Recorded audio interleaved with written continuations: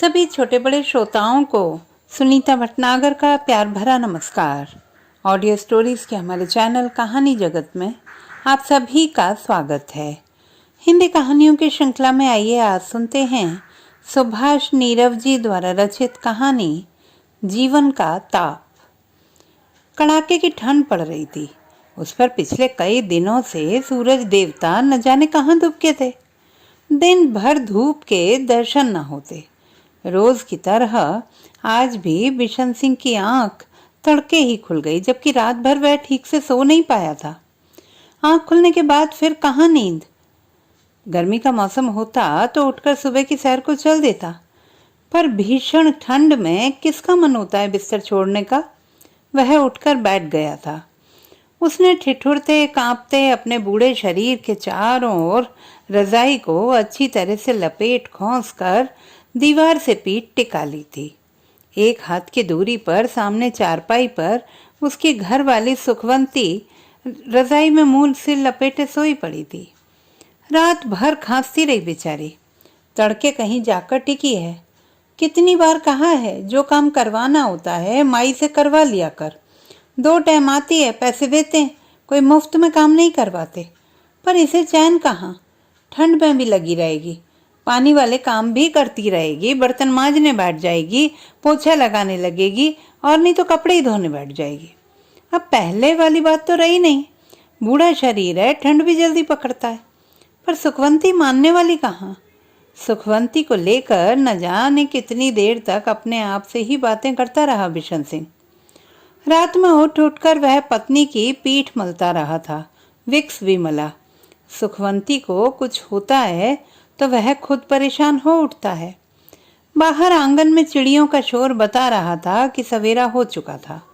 बिशन सिंह ने रजाई की बुक्कल में बैठे बैठे वक्त का अंदाजा लगाया। 6 बज चुके होंगे। बिशन सिंह का मन किया कि उठकर खिड़की खोले या आंगन वाला दरवाजा खोलकर बाहर देखे, पर तभी इस विचार मात्र से ही उसके बूढ़े शरीर में शीत की एक लहर दौड़ गई। उसे लगा ओढ़ी लपेटी रजाई कहीं से उघड़ गई है।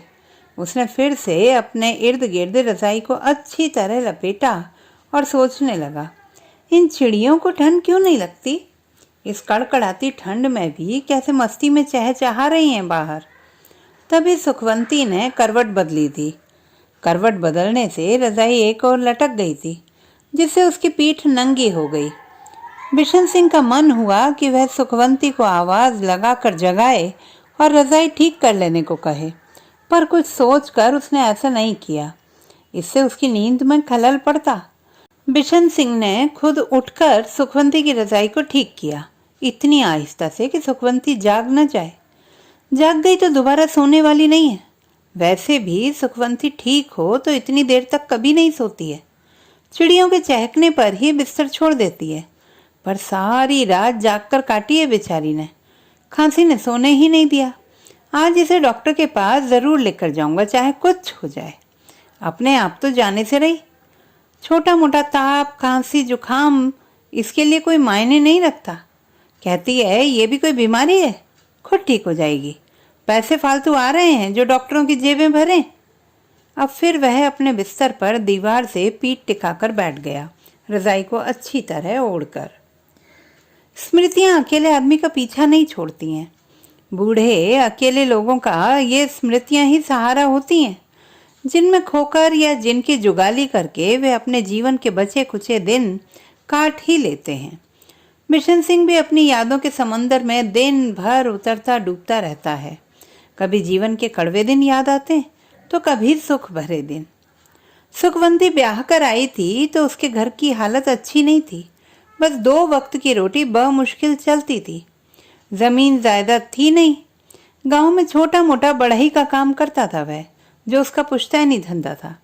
पर सुखवंती का पैर उसके घर में क्या पड़ा कि उसके दिन फिरने लगे। उन्हीं दिनों गांव के साथ वाले शहर में एक नया कारखाना खुला था। बिशन सिंह को वहां काम मिल गया। साइकिल पर सवेरे काम पर जाना और दिन ढले लौट आना गांव में। हर महीने बंधी पगार आने से धीरे धीरे उसके घर की हालत सुधरने लगी थी। कच्चा घर पक्का हो गया। भाएं भाएं करता घर हर तरह की छोटी मोटी वस्तुओं से भरने लगा था। बिशन सिंह ने गांव में ही जमीन का एक छोटा सा टुकड़ा खरीद लिया। 4 दुकानें निकाल ली, एक अपने पास रखकर बाकी 3 किराए पर चढ़ा दी। हर महीने बंधा किराया आने लगा। कारखाने की पगार और दुकानों का किराया और 2 जीवों का छोटा सा परिवार, पैसे की टोर हो गई। ख्याल तो बिशन सिंह सुखवंती का पहले भी रखता था, पर अब कुछ अधिक ही रखने लगा था। वह उसकी हर ख्वाहिश पूरी करने लगा। लोग गांव में बातें किया करते कि सुखवंती क्या आई, बिशने के घर सुख ही सुख हो गया। सुखवंती ने फिर करवट बदली। अब उसने मुंह पर से रजाई हटा ली थी। बिशन सिंह उसके चेहरे की ओर टकटकी लगाए देखता रहा। ईश्वर ने हर चीज का सुख उनकी झोली में डाला था, बस एक औलाद का सुख ही नहीं दिया। बहुत इलाज करवाया पर कोई लाभ न हुआ। सुखवंती चाहकर भी यह सुख बिशन सिंह को न दे पाई। लोग बिशन सिंह को दूसरा विवाह करवा लेने के लिए यह कहकर उकसाते समझाते कि औलाद तो बहुत जरूरी है, जब बुढ़ापे में हाथ पैर नहीं चलते तो औलाद ही काम आती है। पर बिशन सिंह ने इस ओर कभी ध्यान नहीं दिया। बस उसकी यही चाहत रही कि सुखवंती सुखी रहे। इस बार सुखवंती ने करवट बदली तो उसकी आंख खुल गई। मिचमिचाती आंखों से घरवाले को बिस्तर पर बैठे देखा तो वह उठ बैठी। पूछा, क्या बात है, तबीयत तो ठीक है? हाँ, तू अपनी बता। सारी रात तो सो नहीं पाई, खांस खांस कर बुरा हाल रहा तेरा। आज डॉक्टर के पास चलना मेरे साथ। कुछ नहीं हुआ मुझे। सुखवंती ने अपना वही पुराना राग गलापा। मामूली सी खांसी है, ठंड के कारण। मौसम ठीक होगा तो अपने आप ठीक हो जाएगी। पर मुझे तो लगता है कि तुम्हारी तबीयत ठीक नहीं है। कहाँ पे जा रहे हो? बस ठंड के कारण कांप रहा हूँ। इस बार तो ठंड ने रिकॉर्ड तोड़ डाला है। बिशन सिंह ने रजाई को अपने चारों ओर खोंसते हुए कहा, बैठे क्यों हो? लेट जाओ बिस्तर में, मैं चाय बनाकर लाती हूँ। लेटे लेटे भी जी ऊब जाता है। धूप निकले तो बाहर धूप में बैठे। 3 दिन हो गए धूप को तरसते, पता नहीं आज भी निकलेगी कि नहीं। नहीं नहीं, अभी पड़े रहो बिस्तर में, बाहर हवा चल रही होगी। जब धूप निकलेगी तो चारपाई बिछा दूंगी बाहर। घुटनों पर हाथ रखकर सुखवंती उठी और वाहेगुरु करती हुई रसोई घर में घुस गई। कुछ देर बाद वह चाय का गिलास लेकर आ गई। बिशन सिंह ने गरम गरम चाय के घूंट भरे तो ठिठुरते जिस्म में थोड़ी गर्मी आई। उसने सुखवंती को हिदायत दी, अब पानी में हाथ न डालना, अभी आ जाएगी माई, खुद कर लेगी सारा काम। तू भी आजा मेरे पास चाय का गिलास लेकर। सुखवंती ने पहले अपना बिस्तर लपेटा, चारपाई को उठाकर बरामदे में रखा और फिर अपना चाय का गिलास उठाकर बिशन सिंह के पास आकर बैठ गई उसी के बिस्तर में। बिशन सिंह अपनी ओढ़ी हुई रजाई को खोलते हुए बोला, थोड़ा पास होकर बैठ मेरी रजाई में, गर्माहट बनी रहेगी। सुखवंती बिशन सिंह के करीब होकर रजाई में सिमट कर बैठी तो उसे बिशन सिंह का बदन तपता हुआ सा लगा। अरे, तुम्हें तो ताप चढ़ा है। सुखवंती ने तुरंत बिशन सिंह का माथा छुआ। तुमने बताया नहीं, रात में गोली दे देती बुखार की। आज बिस्तर में से बाहर नहीं निकलना। कुछ नहीं हुआ रे मुझे, यूं ही ना घबराया कर। बिशन सिंह ने चाय का बड़ा सा घूंट भरकर कहा। फिर वे कितनी ही देर तक एक दूसरे के स्पर्श का ताप महसूस करते रहे, निःशब्द। बस चाय के घूंट भरने की हल्की सी आवाज दोनों के मध्य तैरती रही, रह रहकर। फिर पता नहीं सुखवंती के दिल में क्या आया, वह सामने शून्य में ताकती हुई बड़ी उदास आवाज में बुदबुदाई, पता नहीं हमने रब का क्या बिगाड़ा था। हमारी झोली में भी एक औलाद डाल देता तो क्या बिगड़ जाता उसका। बुढ़ापे में हम भी औलाद का सुख भोग लेते। औलाद का सुख? बिशन सिंह हंसा। सुखवंती ने गर्दन घुमाकर बिशन सिंह की ओर देखा। उसकी हंसी के पीछे छिपे दर्द को पकड़ने की कोशिश की उसने। बिशन सिंह अपने दोनों हाथों के बीच चाय का गिलास दबोचे चाय में से उठ रही भाप को घूर रहा था। औलाद का सुख है कहाँ सुखवंती? जिनके हैं वे भी रोते हैं। अब चरने को ही देख ले, 3 बेटों के होते हुए भी नरक भोग रहा है। तीनों बेटे अपना अपना हिस्सा लेकर अलग हो गए हैं। बूढ़ा बूढ़ी को पूछने वाला कोई नहीं है। अपने अपने हाथों में चाय के गिलास थामे वे खामोश हो गए। बिशन सिंह ने ही कुछ देर बाद इस खामोशी को भंग किया। बोला, वो अपने परमजीत को जानती हो? अरे वही, शिंदर का बाप। औलाद के होते हुए भी बे औलाद सा है, रोटी टुक्कड़ को भी तरसता है। जब तक औलाद नहीं थी औलाद औलाद करता था, जब रब ने औलाद दी तो अब इस उम्र में कहता घूमता है, इससे तो बे औलाद अच्छा था। सारी जायदाद बेटों ने अपने नाम करवा ली, अब पूछते नहीं। कहता है मैं तो हाथ कटवाए बैठा हूँ, अगर रुपया पैसा मेरे पास होता तो सेवा के लिए कोई गरीब बंदा ही अपने पास रख लेता। पर सारी औलादें ऐसी नहीं होती। सुखवंती बिशन सिंह के बहुत करीब सटकर बैठी थी, पर बिशन सिंह को लगा जैसे उसकी आवाज़ बहुत दूर से आ रही हो, थकी थकी सी। चाय के गिलास खाली हो चुके थे। सुखवंती ने अपना और बिशन सिंह का गिलास झुककर चारपाई के नीचे रख दिया।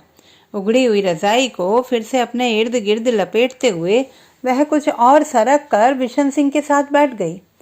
बिशन सिंह ने अपना दायां बाजू सुखवंती के पीछे से ले जाकर उसे अपने और करीब कर लिया। जिंदर ने भी हमें धोखा ही दिया, नहीं तो, कहते कहते सुखवंती रुक गई। उसकी बात ना कर सुखवंती, वह मेरे भाई की औलाद था, पर मैंने तो उसे भाई की औलाद माना ही नहीं था, अपनी ही औलाद माना था उसे। सोचा था भाई के बच्चे तंगहाली और गरीबी के चलते पढ़ लिख नहीं पाए, जिंदर को मैं पढ़ाऊंगा लिखाऊंगा। पर बिशन सिंह कहते कहते चुप हो गया। जब हमारे पास रहने आया था 10-11 साल का था, कोई कमी नहीं रखी हमने उसकी परवरिश में। इतने साल हमने उसे अपने पास रखा, अच्छा खाने को दिया, पहनने को दिया। जब कोई आस बंधी तो उसने यह कारा कर दिखाया। सुखवंती का स्वर बेहद ठंडा था। सब कुछ उसी का तो था, हमारा और कौन था जिसे हम यह सब दे जाते। जब उसने तुम्हारे गहनों पर हाथ साफ किया तो दुख तो बहुत हुआ, पर सोचा था कि अपने किए पर पछताएगा। बिशन सिंह ने सुखवंती का दायां हाथ अपनी दोनों हथेलियों के बीच दबाकर थपथपाते हुए कहा, पर जब उसने दुकानें और मकान अपने नाम लिख देने की बात की तो लगा कि हम तो इससे झूठी आस लगाए बैठे, यह तो अपना कतई नहीं हो सकता। अच्छा हुआ अपने आप चला गया छोड़कर। सुखवंती ने गहरा निश्वास लेते हुए कहा। सुखवंती, आदमी के पास जो नहीं होता ना, वो उसी को लेकर दुखी होता रहता है उम्र भर, और जो होता है उसकी कद्र नहीं करता। जो हमारे पास नहीं है उसकी हम चिंता क्यों करें, जो है हम उसी का आनंद क्यों ना उठाएं। कहकर बिशन सिंह ने सुखवंती को अपने से सटा लिया। सुखवंती भी उसके सीने में मुंह छुपाकर कुछ देर पड़ी रही। यह सेक, यह ताप दोनों को एक में एक किए हुए था। इधर बिशन सिंह ने सोचा, जीवन का यह ताप हम दोनों में बना रहे, हमें और कुछ नहीं चाहिए। और उधर सुखवंती सोच रही थी, यह तपिश, यह गर्माहट बिशन सिंह के बुखार के कारण है या फिर उसके प्यार के कारण। काश दोनों के बीच यह गर्माहट यूं ही बनी रहे। तभी धूप का एक छोटा सा टुकड़ा खिड़की के कांच से छनकर कमरे में कूदा और फर्श पर खरगोश की भांति बैठकर मुस्कुराने लगा।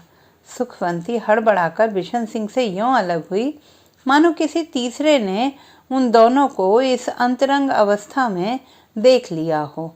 दोनों ने धूप के उस नन्हे खरगोश की ओर देखा और फिर एक दूजे की ओर देखकर मुस्कुरा दिए। तो दोस्तों, यदि हमारी आज की कहानी आपको कैसी लगी, कमेंट बॉक्स में लिखना ना भूलें। चैनल को सब्सक्राइब करें, लाइक करें और मित्रों के साथ शेयर करें।